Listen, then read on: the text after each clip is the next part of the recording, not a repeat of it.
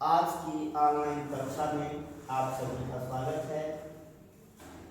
जैसा हम पिछली ऑनलाइन क्लासेस में पढ़े थे, आज हम उससे आगे पढ़ेंगे शारीरिक शिक्षा एवं सतत विकास में। आज का हमारा शिक्षण बिंदु है बालक के जीवन में परिवार की भूमिका। आप सभी डीएलएड प्रशिक्षु हैं और जब आप एक शिक्षक बनेंगे तो हमेशा बालकों में ही आप शिक्षण का काम कराएंगे, शिक्षा अध्ययन अध्यापन का काम कराएंगे। सबसे पहले हमें बालकों को पढ़ना है। बालक की गतिविधियां, बालक के अंदर जो भाव उत्पन्न हो रहे हैं, इन सब भावों को एक सफल और सजग अध्यापक बिल्कुल नजदीकी से अध्ययन करता है। उन पर बालक के जीवन में परिवार की भूमिका, ये जो पॉइंट है यह बहुत ही इंपॉर्टेंट है।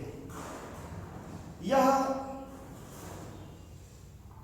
बीटीसी डीएलएड 4th सेमेस्टर के 2018 में भी एक प्रश्न पूछा है, 2016 में भी आया था एक प्रश्न कि बालक के जीवन में परिवार की भूमिका पर प्रकाश डालिए। बालक परिवार का एक सक्रिय सदस्य होता है। बालक परिवार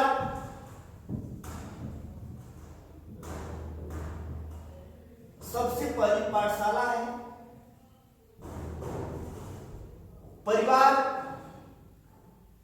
बालक के प्रारंभिक काल का समाज है जिसमें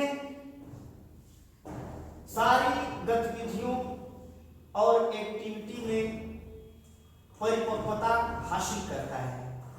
अर्थात इसको हम इस शब्दों में भी कह रहे हैं कि बालक की सबसे पहली पाठशाला जो होती है वो परिवार होती है। परिवार में सभी सदस्य आते हैं, माता पिता, भाई बहन, चाचा चाची, दादा दादी, ये सभी सदस्य मिलकर के जब कोई बालक घर में होता है तो उस बालक को अनेकानेक प्रकार की शिक्षाएं देते हैं। प्रारंभ काल में जब वो बालक छोटा होता है तो उसको सभी प्यार सम्मान देते हैं, दुलार देते हैं। बालक की शिक्षा हेतु उचित पर्यावरण का प्रबंध करते हैं। बालक को शिक्षा देने के लिए उचित पर्यावरण का निर्माण करना। जो प्रथम पाठशाला है उसकी प्रथम शिक्षिका के बारे में आपने पढ़ा होगा कि सबसे प्रथम शिक्षिका माँ होती है। परिवार जो होता है बालक की सबसे पहली पाठशाला होता है और उस पाठशाला की जो प्रथम शिक्षिका होती है वो माँ होती है। अन्य जितने भी सदस्य होते हैं बालक के विकास के लिए उसका समय समय पर सहयोग देते हैं। अब बालक की सामान्य शिक्षा हेतु उचित पर्यावरण का निर्माण करना अर्थात उसको एक नया आयाम देना, जीवन जीने की कला सिखाना, जीवन जीने में जो कुछ गतिविधियां आती हैं उन सारी गतिविधियों का अवलोकन कराना। क्योंकि बालक जब परिवार से ही सब कुछ सीखता है, परिवार में बोलने सीखता है, परिवार में चलने सीखता है, परिवार के साथ हंसना सीखता है, परिवार के साथ खाना सीखता है, परिवार के साथ उन तमाम गतिविधियों को आत्मसात करता है जो जीवन के लिए उपयोगी है। बालक का सामाजिक एवं नैतिक विकास भी परिवार से ही प्रारंभ होता है। बालक का सामाजिक एवं नैतिक विकास, जब बालक छोटा होता है, यदि घर के सदस्य उस बालक को अपने पास रखें तो वो उतना संतुष्ट नहीं रह पाता, क्योंकि वो अपने आप को कैद समझने लगता है। धीरे धीरे वो अपने समाज के प्रति आकर्षित होता है, अर्थात छोटे छोटे बालकों के समूह में जाना, घर परिवार के सदस्यों के साथ मिलजुल करके खेलना, कुछ ऐसे नैतिक गुण विकसित होते हैं जिनसे वो एक दूसरे का सम्मान सत्कार कर पाता। वो बालक का सामाजिक और नैतिक विकास कहलाता है। आरंभ काल में बालकों में अनुकूलन का विकास होता है। अनुकूलन का विकास से तात्पर्य है बालक में जो कुछ सीखने की क्षमता होती है, जो अभिव्यक्ति होती है, वो उस पे ढलने का काम भी करते हैं। बालक में सजगता, सृजनात्मकता की कड़ी भी जुड़ी होती है। वो जो कुछ देखता है परिवार के अंदर, जो भी गतिविधियां देखता है, वो उसका अनुकरण करना सीखने लगता है। इस तरह से जो भी कुछ घर परिवार में कृत कार्यों को बालक देखते हैं, वो खेल खेल में उसका अनुकरण करते हैं और अनुकरण करने के बाद उसके अनुकूल उनका विकास भी होने लगता है। अगला पॉइंट है विद्यालय शिक्षा की व्यवस्था करना।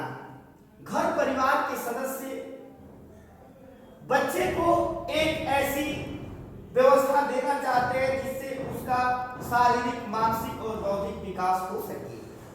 शारीरिक विकास के साथ साथ बौद्धिक और मानसिक विकास, यह बहुत ही महत्वपूर्ण है। शारीरिक विकास के लिए पोषण आवश्यक है। शारीरिक विकास के लिए पोषण, पुष्टाहार और ऐसा भोजन जो शरीर की तंदुरुस्ती और शरीर को हिष्ट पुष्ट बनाए रखने में सहायक हो, फल फ्रूट्स वगैरह, ये इसमें विद्यालय शिक्षा की व्यवस्था के अंतर्गत आते हैं। अब विद्यालय शिक्षा में वो अनेक प्रकार की ऐसी शिक्षाएं देना चाहते हैं जिससे उसका भविष्य उज्जवल हो सके। भविष्य उज्जवल करना का मतलब कि जैसे बालक की रुचि होती है, जिसमें उनकी अधिक रुचि होती है, उस रुचि के अनुसार घर परिवार के लोग बालक को उसी दिशा में भेजने का काम करते हैं जिस दिशा में उसका रुचि। व्यवहारात्मक शिक्षा देना, यह बहुत ही जरूरी है कि बालकों को हम व्यवहारिक शिक्षा दें। व्यवहार, जो जिस समाज में हम रहते हैं उस समाज में व्यवहार का होना बहुत ही आवश्यक है। यदि व्यक्ति के पास व्यवहार नहीं है तो उसके पास शिक्षा का कोई माने मकसद नहीं रह जाता, क्योंकि शिक्षा के साथ साथ व्यवहार कुशलता का होना बहुत आवश्यक है। इसी के साथ अनुशासन की शिक्षा देना। हम सभी अपने घरों में अपने बालकों को शिक्षा देते हैं और शिक्षा के साथ साथ संस्कार देते हैं। संस्कार के साथ साथ अनुशासन बनाए रखने की भी हम उनको सुझाव देते हैं, उनको अनुशासन में रखने का प्रयास करते हैं, विशेष निर्देश देते हैं कि बच्चे अनुशासन में रहें, जिससे उनका जो जीवन है वो सन्मार्ग पर चलने के लिए वो प्रेरित हो और किसी भी प्रकार से वो बुरी संगत से बचे, कोई ऐसा कृत्य कार्य न करे जिनसे उनके और उनके परिवार समाज का नाम कलंकित हो, दूषित हो। इसके साथ साथ ही कर्तव्यनिष्ठता की शिक्षा देना। देखिए, ये बहुत कर्तव्यनिष्ठता शब्द बहुत ही अपने आप में महत्वपूर्ण है। व्यक्ति को कर्तव्यनिष्ठ होना चाहिए। जब तक कर्तव्यनिष्ठ नहीं होंगे तब तक हम शिक्षा प्राप्त करने में अक्षम रहेंगे। शिक्षा प्राप्त भी हो गई है, कर्तव्यनिष्ठ नहीं है, अनुशासन में नहीं रहते, संस्कार नहीं है, तो सारी शिक्षा बेकार है।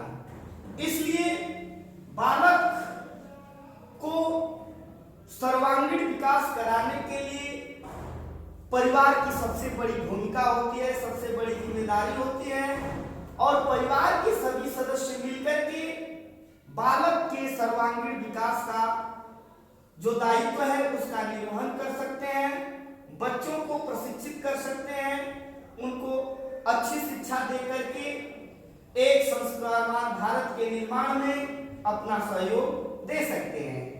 बालक के जीवन में जो कुछ घटनाएं घटित होती हैं वह उसके लिए नवीन होता है, नया होता है, और उस नवीन ज्ञान को परिमार्जित करके आगे का ज्ञान वो धारण करते चला जाता है। आज हम शांति शिक्षा एवं सतत विकास के इन्हीं पॉइंटों के साथ फिर मिलेंगे अगले दिन अगले नए टॉपिक के साथ। तब तक आप सभी का बहुत बहुत धन्यवाद।